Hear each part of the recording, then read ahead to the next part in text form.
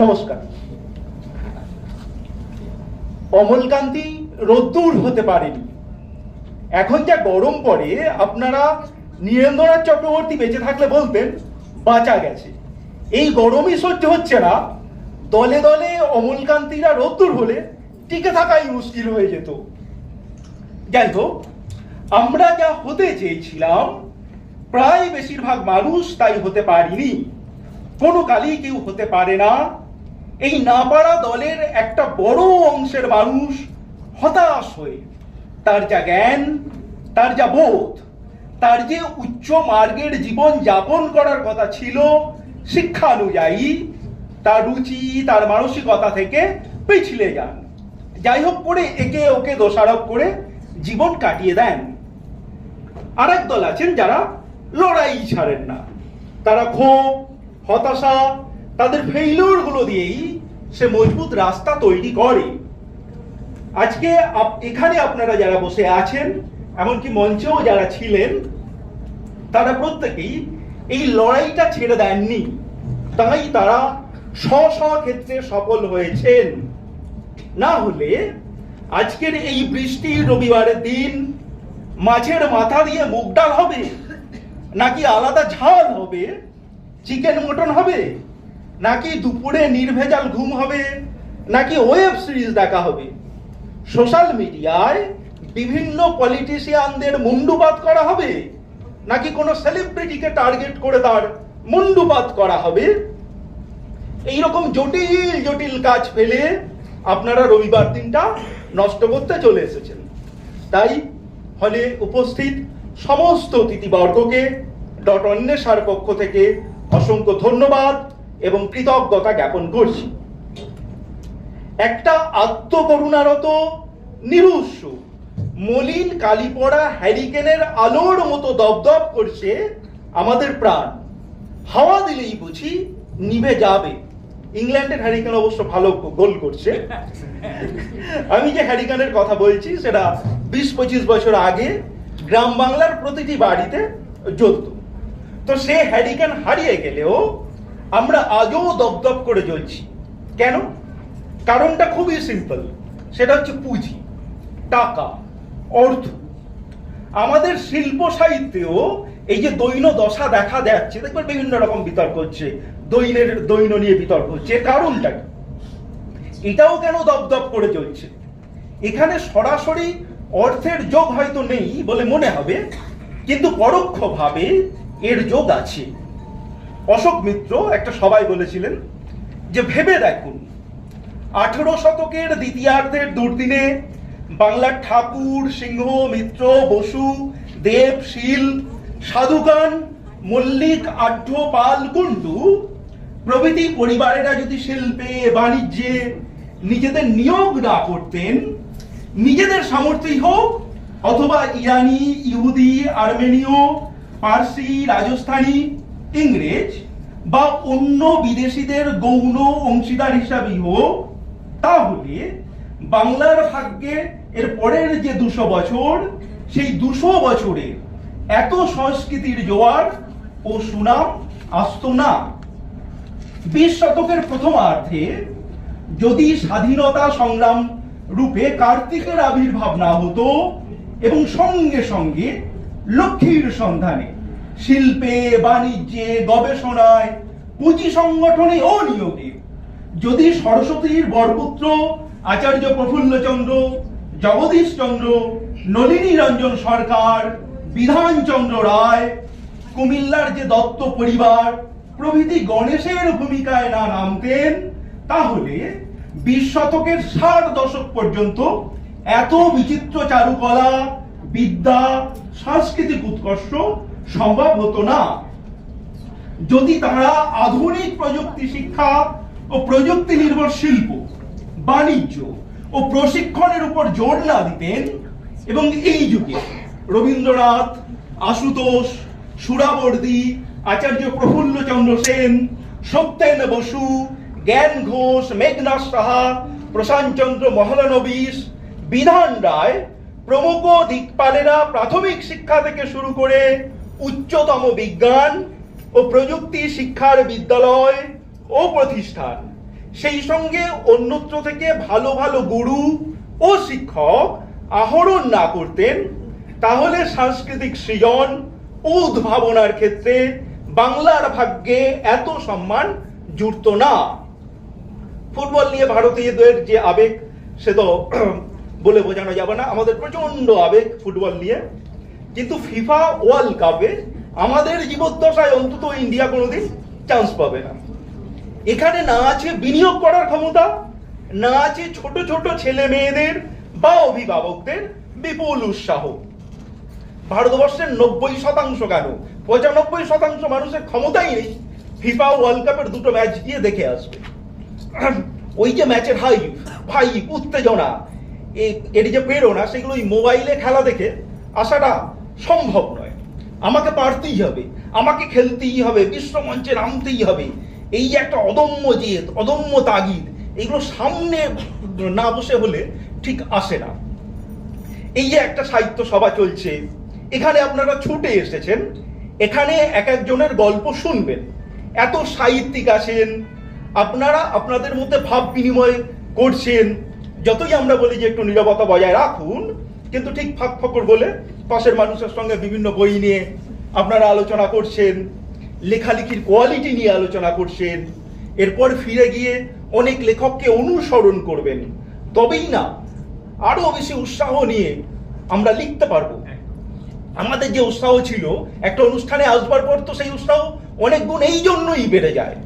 ওই দু একজন ছাড়া আমাদের কেন প্রতিটি অনুষ্ঠানেই দেখা যাবে যে বেশিরভাগ মানুষ বসে যান কেন, এই জন্যই তো। আমরা সৃষ্টিশীল মানুষ, আমরা ওই সিসিভাসের মতো সারাদিন একটা পাথরকে ঠেলতে ঠেলতে উপরে তুলে দিয়ে চলে এলাম, দিয়ে রাত্রেবেলা যেই এসে খেয়ে দিয়ে ঘুমিয়ে পড়লুম, আবার পরের দিন সকালবেলা গিয়ে দেখবো সেই পাথরটা নিচে নেমে এসছে, আবার গিয়ে ঠেলে ঠেলে তুললুম, আবার তারপরের দিন গিয়ে ঠেলে ঠেলে তুললুম। এই যে এইভাবে অধিকাংশ মানুষ যে জীবন কাটাচ্ছে, আমরা যারা সৃষ্টিশীল মানুষ, আমরা এরকম জীবন কাটাতে পারবো না। আমাদের অধিকাংশেরই যে ইনকাম, সেটা কিন্তু ওই 60-70-এর রাউন্ডেই গোল গোল করে ঘুরে যাচ্ছে। ইএমআই আর ইএমআই, এর থেকে বাঙালির কেন গোটা ভারতবর্ষেরই নিস্তার নাই। ফলত আমাদের যে রুচি, মননশীলতা, উৎকর্ষতা, এইগুলো নষ্ট হবে এবং তা ছোঁয়াচে রোগের মতো ছড়াবে। এক বন্ধু আর এক বন্ধুর মনের উৎকর্ষতাকে ডাউন করে দেবে। মা বাবা মেয়েকে ক্রমাগত বোঝাবে বিয়েটা করে নে বাবা। তার যে ছক ভেঙে বেঁচে থাকার ইচ্ছা, তার পথে প্রতিবন্ধকতা হয়ে দাঁড়াবেন অভিভাবক অভিভাবিকারা, এবং সেটা কিন্তু না বুঝেই প্রতিবন্ধকতা সৃষ্টি করবে। বিশ্বমানের বাঙালি হতে চাওয়ার চাহিদাকে গলা টিপে খুন করে দুটো ডাল ভাত মাছ ভাত জোটানো কি বাঙালি সাফল্য বলে মনে করতে শুরু করলো কেন? বাঙালি কেন বিশ্বমানের জীবনযাত্রার পেছনে ধাওয়া করলো না? বাংলার অর্থনীতির এই দৈন্য দশা কেন হলো? এগুলো অর্থনীতিবিদরা, সমাজবিদরা ভালো বলতে পারবেন। কিন্তু প্ল্যানিং কমিশনের এক কর্তা বলেছিলেন যে 2 দফায় বাংলা থেকে উচ্চ মেধা, দক্ষ কারিগর, মাঝারি ধরনের পুঁজিপতি বা ব্যবসায়ী, বাংলার নিজস্ব ব্যবসায়ী, কিন্তু বাংলার নিজস্ব পুঁজি 2 দফায় বাংলা ছেড়ে ঘাঁটি গাড়ল ভারতের উত্তর, দক্ষিণ ও পশ্চিমে।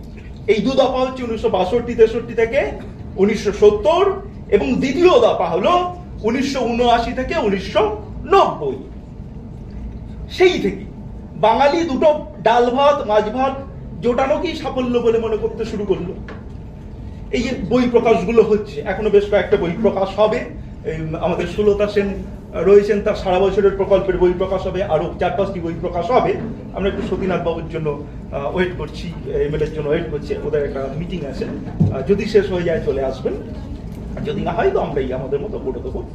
তো এই একটা নতুন বইয়ের ব্র্যান্ড ভ্যালু বাড়াবার জন্য যে বিনিয়োগটা দরকার হয়, আমরা সেই বিনিয়োগ করতে পারছি না। আমরা বই প্রকাশের আগে কোথায় একটু সস্তা হবে সেইভাবে নানা পাবলিশার্সের যে বিভিন্ন রেট চার্ট আছে সেসব আমরা দেখছি।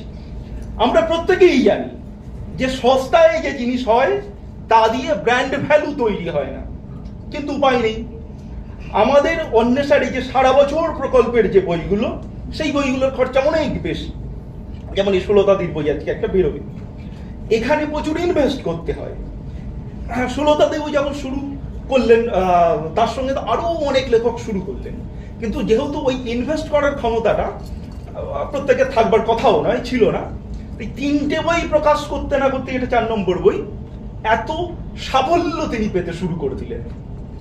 অতএব ইনভেস্ট করবার ক্ষমতা আমাদের বাড়াতে হবে।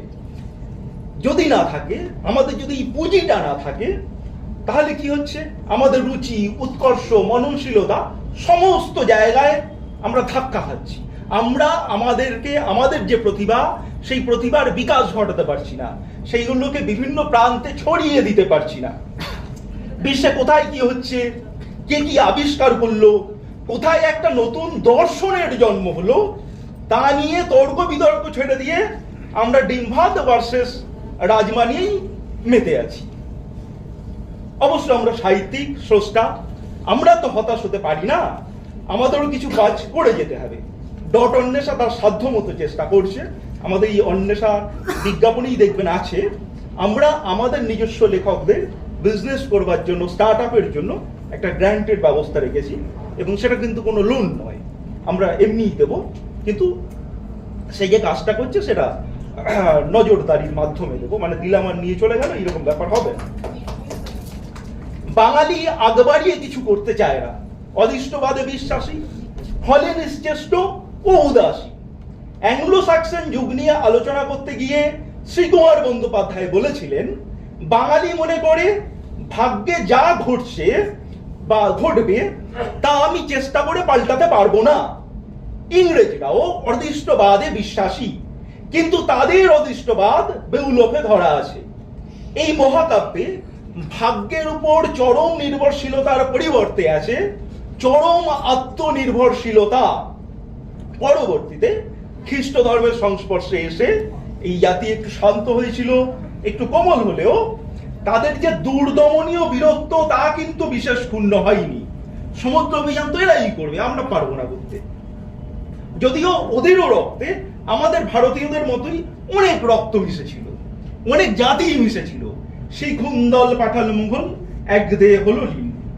অর্থাৎ যে যুগে মানুষের যা চাহিদা, যেমন চাহিদা, গৌরব যেমন, মনন যেমন, তার উপর নির্ভর করেই কিন্তু গড়ে ওঠে শিল্প সাহিত্য। শিল্প সাহিত্যের উপর নির্ভর করে মন, মনন, রুচি সমৃদ্ধ হতে পারে, কিন্তু মন, মনন, রুচি তৈরি করে অর্থনীতি। নাটকের আবির্ভাব কিভাবে হয়েছিল সে তো আমরা জানি। মানুষ যখন ধর্ম বুঝতে চাইছে, তাদের ভেতর থেকে একটা ইচ্ছা জেগেছে যে আমরা ধর্ম বুঝবো, ধর্মের উপদেশ শুনতে চাইছে। কিন্তু তখনকার দিনে ধর্মযাজকরা ধর্মের উপদেশ বা বক্তৃতা করতেন ল্যাটিন ভাষায়, জনসাধারণ সেসব কিছু বুঝতো না, তাই কলা কৌশল করে ধর্মযাজকরা বোঝাতেন। এইভাবেই দৃশ্যকাব্যের আকর্ষণ বাড়তে শুরু করে। আমি আবার শ্রীকুমার বন্দ্যোপাধ্যায়ের সাহায্য নেব। তিনি ওই বিশ্লেষণ যখন করছিলেন, তিনি লিখেও গেছেন এটা, যে এলিজাবেথীয় যুগে ব্যবসা বাণিজ্য নতুন উদ্যোগে ফুলে ফেপে ওঠে, ফলে নতুন নতুন আবিষ্কার, উন্মাদনা, জীবন হয়ে ওঠে রহস্যময়, জীবনে বৈচিত্র্যের আগমন ঘটতে থাকে। মানুষের জীবনের সৌন্দর্য প্রবেশ করে, তারা সৌন্দর্যে আকৃষ্ট হতে থাকে, তারা শক্তিতে ভরপুর হয়ে ওঠে। কলম্বাস আমেরিকা আবিষ্কার করছে, তার ফসল তুলে নিয়ে যাচ্ছে ইংরেজরা। অর্থ আসার সঙ্গে সঙ্গে মানুষ যেই উন্নত জীবনযাপন করতে চাইছে, সেই ইংরাজি সাহিত্য ফুলে ফলে মঞ্জরিত হয়ে উঠছে। এই সময় আমরা বিখ্যাত বিখ্যাত কবি লেখকদের পেয়েছি, তবে এই যুগের সর্বশ্রেষ্ঠ কৃতিত্ব অবশ্যই নাট্যকার শেক্সপিয়ার। সাহিত্য, শিল্প মানেই হচ্ছে, আমরা জানি, প্রত্যেকেই জানি যে নতুন আবিষ্কার, নতুন ভাবে দেখা, নদীর মতো বয়ে চলা যে ধ্যান ধারণাগুলো, জঞ্জাল, সেই জঞ্জাল মুক্ত করে এগিয়ে যাওয়াই আমাদের কাজ। মৃতকল্প জাতি যেভাবে হঠাৎ কোনো কিছু স্পর্শে জেগে ওঠে, সেভাবেই হয়তো আমরা জেগে উঠব। সাহিত্যের নদী বা সমুদ্র বয়ে আনবে মুক্ত হাওয়া। আমরা ফিনান্সিয়াল ম্যানেজমেন্ট শিখবো, ওই যে বিলাসদা এই নিয়ে লিখছে, ফিনান্সিয়াল ম্যানেজমেন্ট নিয়ে, কারণ অনেক বিষয় আছে তার মধ্যে ফিনান্সিয়াল ম্যানেজমেন্টও আছে, যেটা আমাদের বইমেলায় বেরোবে বইটা। সেই প্রাগৈতিহাসিক কাল থেকে সিন্ধু নদীর তীরস্থ শিল্পীরা তাদের বেশিরভাগ পণ্য উৎপাদন করত বিদেশি বাজারের জন্য। আমরা বিশ্বকে অনেক কিছু দিয়েছি এক সময়, আমাদের কৃষিজাত ফসল লুট করেই ইংল্যান্ডে শিল্প বিপ্লব ঘটে গেছে। আমাদের কবিতা, গান, সিনেমা প্রশংসিত হয়েছে গোটা বিশ্বে। আজ অন্বেষার এই যে একযুগের অনুষ্ঠান, এই অনুষ্ঠানটি থেকে ফিরে আমরা আমাদের নিয়ে প্রচুর ভাবব, কাউকে দোষারোপ করব না, সোশ্যাল মিডিয়ায় হতাশা ছড়াবো না, ঘৃণা ছড়াবো না, ট্রোল করা ছেড়ে দেব। এসব ছেড়ে দিয়ে শুধু ভাববো, ভাবতে ভাবতে একদিন আর এই বাংলা শুধুমাত্র বহু সংখ্যক মানুষের বাসভূমি হয়েই থাকবে না, আমরা আবার জগৎ সভায় শ্রেষ্ঠ আসন নেব। ধন্যবাদ সকলে।